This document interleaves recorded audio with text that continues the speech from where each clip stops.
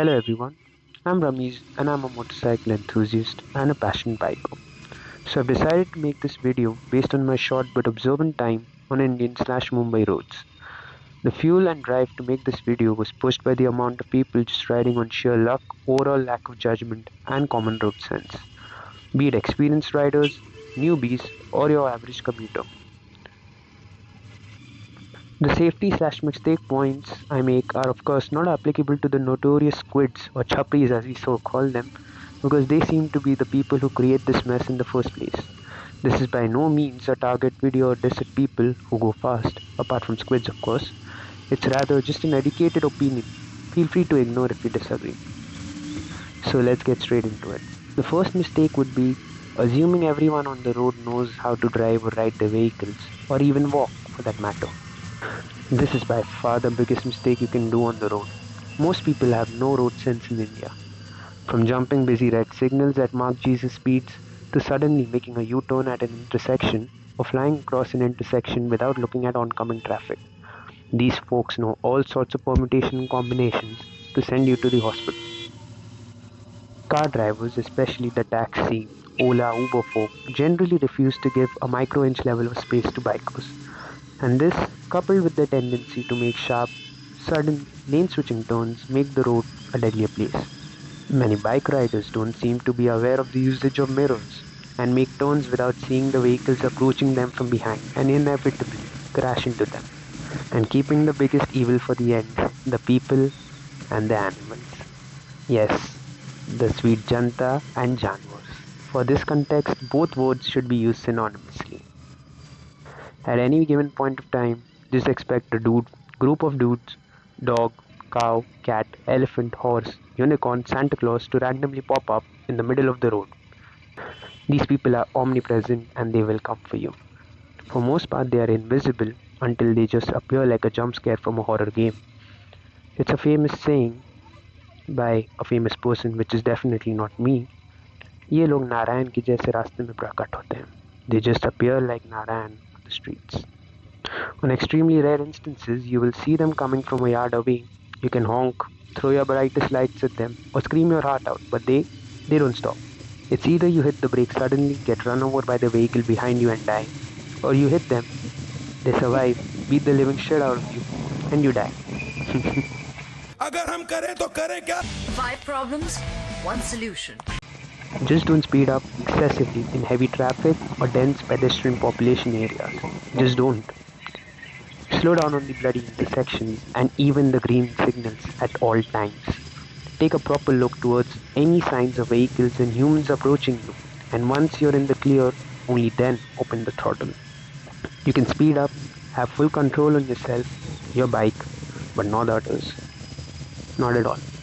At the end of the day, you're a human, not a machine. You cannot predict each and every individual's movement on the road and expect it to be in your favor. ये इधर से cut मारेगा, वो उधर से जाएगा, this dog will not jump in front of me, ये आदमी भाग के road cross नहीं करेगा. Your brain cannot predict or compute each and every one of these scenarios. There are endless possibilities. And it just might happen you're right in 90% of those situations. Is the 10% you're wrong, and bam, you're 6 feet under the ground or get turned into ashes. Second mistake would be riding above your limits. To quote Shumi from Moto Inc., most of us think that in terms of skill, we are a 7 or an 8. But in reality, most of us are a 2 or a 3 at max. It's the gap in between that causes a crash. Wow. Remember, you've not received a certification from the California Superbike School. Pushing yourself to the very edge of your limits or riding with an always race-ready mode attitude is a big no-go, especially on the Indian roads. As I've said time and time again, the sheer suddenness of the traffic makes living life in the fast lane attitude a death trap. Your speed or pace on the road depends on the years of experience you have as a rider, not the type of bike you ride. It's absolutely okay to be slower on your Leader class with a year or two of riding experience, in comparison to a guy on a 350cc with 10 years plus of riding experience. Think of it as a simple equation. Your pace on the road should be equal to your luck, no, your skill plus the amount of confidence you have on the bike minus a level of prudence, which comes with a maturity and years of experience as a rider. Another issue seems to be with fast riding groups, i.e., the groups of people who outpace you by skills or the type of bike they ride. They should not affect your pace either. Riding with such folks does not increase the capability of you as a rider or the performance of the bike you ride. Most of the accidents happen when new riders tend to pick up some sort of an inferiority complex and push themselves over their personal limit to catch up with these folks. There's only two ways to deal with such riding groups. A. Don't ride with them. Simple. Problem solved. It's okay to ride solo or go with people much closely matched with your pace. You don't need to have a fragile ego and ride with the big boys all the times, do you? B. Upskill yourself. Get enough experience, have a chat with the experts, upgrade your ride. Simple. Bottom line, it's simple. Just don't go faster than you need to be or what your skills and your motorcycle allow you to. I live by this mantra. Ride under or at your limit. Never ride beyond your limit. The third mistake would be trusting Indian roads. Indian roads will give you a surprise every single day. You can blame the government, local authorities, and anyone you want. But if you fall down, you can't help blame anyone but yourself. I personally don't even trust the roads I commute daily upon.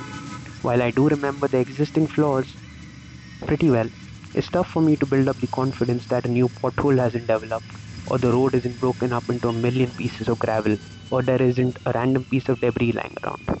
Well, you can call me over conservative, but that's the result of years of jumping around in unexpected potholes and debris on broken roads on my 100cc Activa. All of the pointers I've talked about earlier, i.e., the other drivers, skills, won't matter much if you're going at 100 kmph and bump into a nasty section of road. City roads are in pathetic condition because of the metro work, construction, dirt, gravel, blah blah blah. You should be careful out there. Another thing you should be careful about is speed breakers. Adequately, practically, the speed breaker serves one purpose, which is to slow you down. But in India, apparently, the purpose of a speed breaker is to make you fall down and break your bones, or much worse. Even if you are on a highway, make sure to actively survey the road ahead of you and look at the vehicles in front of you. If they are slowing down or showing signs of bouncing up and down due to a pothole or a bad road or a speed breaker, it would be in your best interest to slow down as well. Another big concern that I have is getting caught in a nasty tank slapper. Most people are unaware of this. They're absolutely clueless until they experience it, but by that time it's too late. Tank slappers occur when you're going at a considerable pace and get caught in an uneven section of the road. Tank slappers will send the front end of your motorcycle into a frenzy and potentially give you a life-threatening fall. To prevent a tank slapper, you can of course go slow or install a steering damper. Steering dampers effectively reduce the possibility of a tank slapper. In the unfortunate event of you encountering a tank slapper, the best you could do is loosen your grip over the handlebar and let the motorcycle correct itself. Although, prevention is better than cure. So, max out the throttle only when you trust the road more than your life. Now, coming to the fourth big issue, riding with a big ego. Please, do not ride with a big or a petty ego on the road. There are enough idiots who do this already. The idea is to be the most level-headed person with a calm persona and an undying level of patience. It's easier said than done, and I am guilty of losing my cool at times as well. But this point is really not about controlling your anger. It's about controlling your desires to be one up against the other fellow bikers or squids on the road. An educated, well-experienced rider may overtake you or blast past you with a good deal of noise, which might look intimidating or aggressive. Or a squid might do the same with much less grace, pure aggression just to fuck around with you. In both these situations, people tend to be offended, take it to their hearts, and they dicks. Yeah, dicks? How can they possibly have a bigger cock than mine? And then just go full race mode, blah blah blah blah blah, I must overtake him. Just kidding about the dick size comparison, but we tend to have fragile egos when being overtaken or aggressed upon. The moment you lose to the intrusive thoughts of teaching those guys a lesson, you start riding with a not so level head. making rash decisions like lane cutting without looking at the vehicles behind you, getting in between the tiniest of gaps between cars, sharply overtaking at dangerous speeds, and not slowing down even if the situation so demands. Honestly, you will achieve nothing even by getting in front of that guy. So please, think over it once. The risks are far greater than the rewards of ego satisfaction. Generally, for the squids, I tend to slow down even more than my normal speed, just to fuck around with them.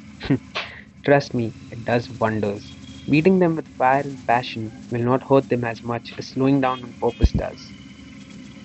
So, coming to the final mistake, assuming all the components of your motorcycle will work perfectly at all the times. Your engine might not be at its optimal level of performance. The crank, piston, and other components might not function as intended. The brakes might not give the bite you want. The ABS might just decide not to kick in. The tires might just not give you the perfect grip to come to a standstill or lean into a corner without you tripping over. So, what I'm trying to say is that just don't assume you'll blast down a straight at 180 kmph without the engine facing serious mechanical issues, or lean into a corner with aggression hoping that the tires and the bike will ace it and give the best level of grip on offer. That is not always the case. End of the day, we are riding machines. A machine can have a failure at any time or may not behave the way you expect it to. That does not mean you have to be scared at all times or not use the full potential of your machine. The point I'm trying to make is that people trust or expect their motorcycles to behave in a manner they think it should. However, that cannot always be the case. There is some level of deviation from the expected and actual results. So, what to do here? Revise your expectations to be more closely aligned with the actuals. Have some level of provision for the unpredictability element and align your expectations from the motorcycle accordingly. Don't be negative, just be prudent. Analyze your motorcycle, get a feel of what it is capable of, and then decide its limits. Maintenance and regular love and care does help in pushing the motorcycle to its actual potential even more. So, yeah, that's it. These are the 5 points you should keep in mind for a safe riding experience. I might sound overconservative or a bit negative at times, but that's just the way I am. You can choose to ignore it or disagree to your liking, and that's an opinion difference which I will appreciate. After all, everyone has a right to voice their own opinion, right? Anyways, thank you for watching. It's been a pleasure. Goodbye.